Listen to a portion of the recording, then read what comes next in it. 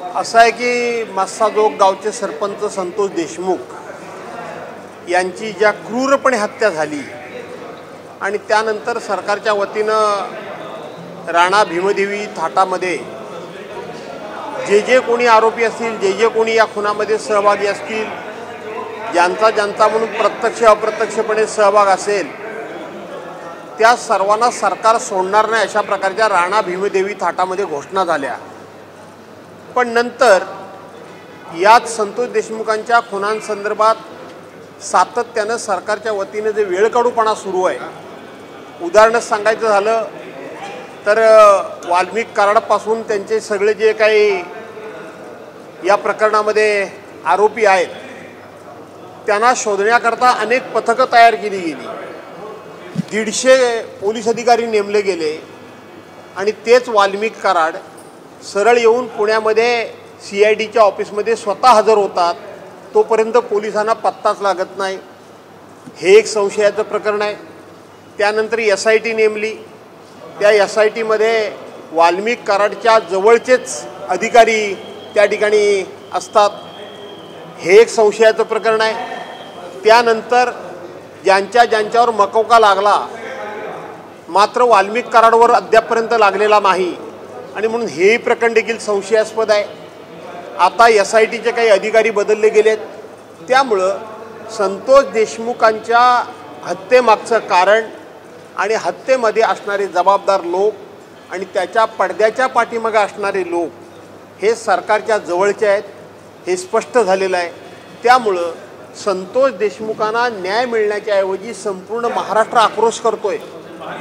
केवळ संतोष देशमुखांचं कुटुंब आक्रोश नाही करत आहे, भारतीय जनता पार्टीचे आमदार सुरेश धस असतील, मनोज जरांगे पाटील असतील, राष्ट्रवादी काँग्रेस पक्षाचे संदीप क्षीरसागर असतील, त्या ठिकाणी अंजली दमानिया असतील आणि आम्ही मंडळी असू किंवा अन्य सगळे नागरिक असतील, संतोष देशमुखांची हत्या ज्या प्रकारे झाली, ज्या निर्घृणपणे झाली, म्हणजे छत्रपती संभाजी महाराजांचे हलाल करून ज्या पद्धतीनं मारलं गेलं त्याच पद्धतीनं, म्हणजे संभाजी महाराज आणि संतोष देशमुख यांची मी तुलना करू इच्छित नाही, पण त्याच निर्दयपणे त्याच क्रूरतेने संतोष देशमुखांना ज्या पद्धतीनं मारलं, सरकार फक्त घोषणा करतंय पण सरकारच्या हेतूबद्दल शंका निर्माण होती आहे।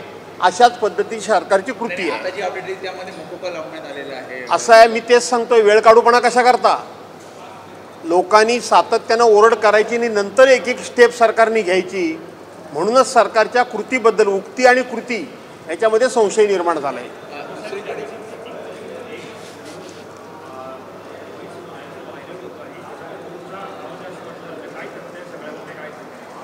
असं आहे, पहिली गोष्ट, मी एखादी गोष्ट बोललो, एखादं स्टेटमेंट केलं, एखादं भाष्य केलं तर केलं असेल तर ते भाष्य मी कधी मागे घेत नाही, मी त्याच्यावर कधी खुलासा करत नाही।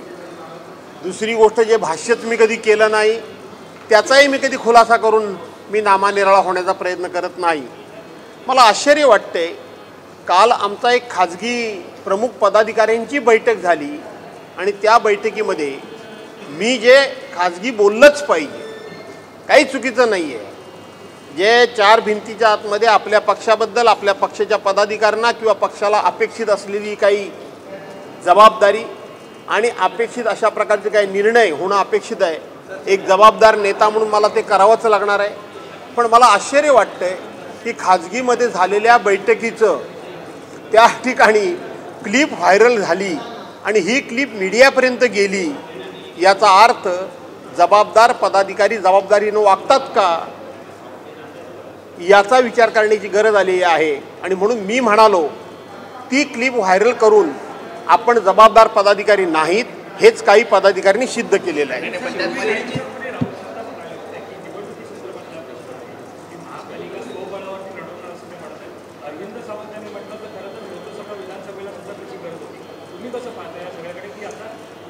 बघा, संजयराव राऊत हे आमचे सिनियर नेते आहेत, अरविंदराव सावंत हे पण सिनियर नेते आहेत, त्यांच्या भाष्यावर मी भाष्य करणार कदापि नाही, परंतु काही गोष्टी ह्या जाहीर मीडियासमोर बोलून मीडिया त्यातून मार्ग काढणार नाही आहे, मीडिया हे प्रश्न सोडवणार नाही आहेत, हे प्रश्न 4 भिंतीच्या आतमध्ये बसूनच सोडवावे लागतात, असं माझं वैयक्तिक मत आहे। त्यांच्या भाष्यावर माझं भाष्य नाही, त्यामुळं सगळे प्रश्न मीडियावर सोडवण्याकरता म्हणून जर जबाबदारी टाकली तर आमची जबाबदारी काय आहे, आणि म्हणून आमचे प्रश्न आम्ही सोडवले पाहिजेत. चर्चा ही आहे की तुम्ही म्हणालात की शिवसेनेचं काँग्रेस होतीये, पदाधिकारी ऐकत नाहीयेत. असं आहे, ती मी येता येता आता मी प्रवासातूनच आलो आहे, गावावरून निघालो आणि आता मी मंत्रालयात मीटिंग करता आलो आहे. येता येता मी ती क्लिप ऐकली, मी काय नेमकं भाष्य केलं हे मी क्लिप ऐकली. आपणही ती क्लिप ऐका. जिथे मी असं बोललो आहे की आपल्या पक्षाची काँग्रेस झाले, इथंच ती क्लिप कट केली गेलेली आहे. इथंच ती क्लिप म्हणजे माझं भाष्य स्टॉप केलं गेलं आहे. त्याच्या पुढचा आणि मागचा रेफरन्स वाचा ना, ऐका ना. हिंदू हृदय सम्राट शिवसेना प्रमुख मान्य बाळासाहेब ठाकरेंपासून काम केलेल्या शिवसैनिकांचं म्हणणं काय आहे, माझं म्हणणं काय आहे, हे मी स्पष्टपणे मांडले. आणि एकदा एखादं भाष्य मी केलं की माझे शब्द मी कधी मागे घेत नाही. काही मला तसं घेण्याचं काही कारणही वाटत नाही आणि माझी भूमिका रोखठोक असते. त्यामुळं मी फक्त पक्षाची काँग्रेस झाले इथं बोललो आहे आणि माझं पुढचं भाष्य का नाही दाखवलं जात, ते दाखवलं पाहिजे. परंतु त्याच्याही मला फार काय मोठं महत्त्व वाटत नाही किंवा विशेष काय वाटत नाही. त्याच्याहीपेक्षाही खाजगी बैठकीची क्लिप तुमच्यापर्यंत आली कशी, त्यामुळं मी म्हणत होतो ते खरं आहे. विनायक राऊतांनी तुमची जी भूमिका आहे ती पक्षाची भूमिका किंवा पक्षामध्ये ज्या काही अडचणी आहेत त्याच्यावर त्यांनी भाष्य केलं, समर्थन करतायत. पण संजय राऊत बोलतात की अडचणीच्या काळामध्ये असं भाष्य ज्येष्ठ नेत्यांनी करू.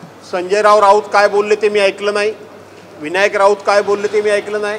मी माझं मत मांडतोय, मी माझं मत मांडलेलं आहे. मी पक्षाची सुधारणा होण्याकरता, पक्षामध्ये काही बदल होण्याकरता, पक्षामध्ये काही चांगले निर्णय होण्याकरता संपूर्ण माझं भाषण जर ऐकलं तर त्यातून त्या भाषणाचं स्वागतच होईल आणि मीडियावर सुद्धा माझ्या भाषणाचं स्वागतच झालेलं आहे.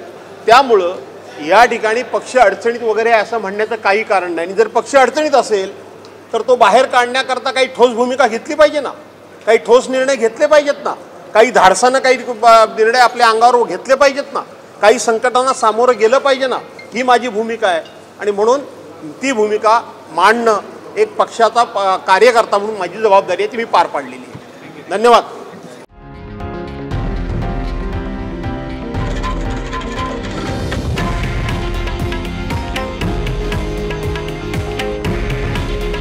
हे आहे देशातील नंबर 1 न्यूज नेटवर्क आणि आपण पाहत आहात TV9 मराठी.